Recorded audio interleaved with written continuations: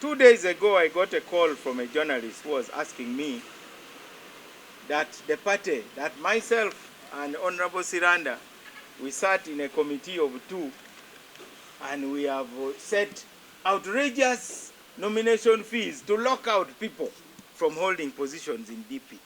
We are daily begging people to come and lead this party. Why would we make money stand in their way?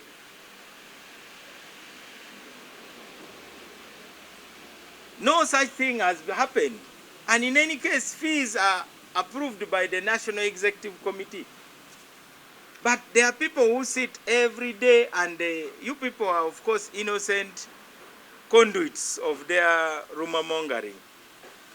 So I see a lot of bogus things written on social media, that now nomination for president of DP is 50 million and so on. If even the Electoral Commission doesn't demand 50 million, for me, I will not pay 50 million. If the next said 50 million, I won't pay it.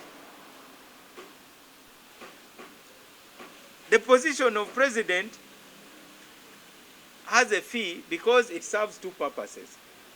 Our party president is not only leader of the party, but is also our presidential candidate.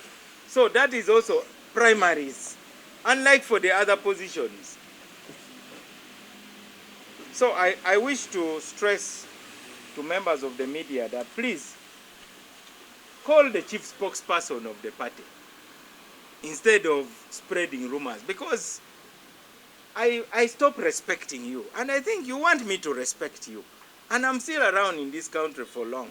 In 10 years, I want to look you in your eye and say, what were you thinking when you were saying those kind of things? I want to respect people.